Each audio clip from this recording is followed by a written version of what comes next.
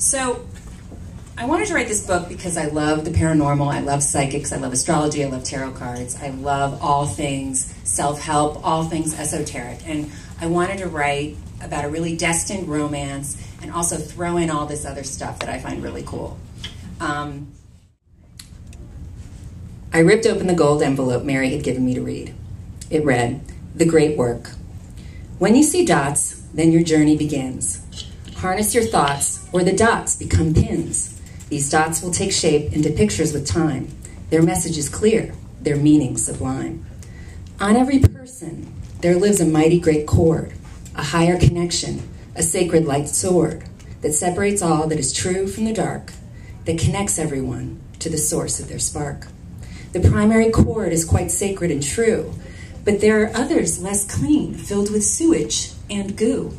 When connection is jammed, cut off, or just lost, then darkness attaches at quite a great cost.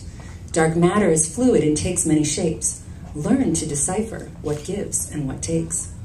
Baggage that's psychic is real to each man. Some lug it around for a whole lifespan. Personal demons attach to their host. Take care to learn which ones harm the most. Beware the stories the lower self does tell. To oneself, to the world, it can rot like a smell. Energy vampires can take many forms. In flesh and in spirit, they drain and deform. Study the parastraws, the tentaclaws too. I'll explain that later. They suction the light off of me, off of you. Your spark burns so bright, they are drawn to the glare. The darkness wants light, so proceed with great care. They'll gather like moths when your energy leaks and peck at your source with invisible beaks. With free-floating bugs, please use caution, beware.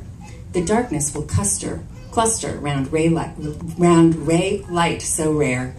Guard yourself from their parasites, extension cords. Be hypnotized by neither their dances nor swords. I loved this idea of what if you woke up one day and this power started, and what if there were other people out there like you? I think creative people tend to revisit the site of the most damage in their lives. That's my theory. And thanks to Borders for having me.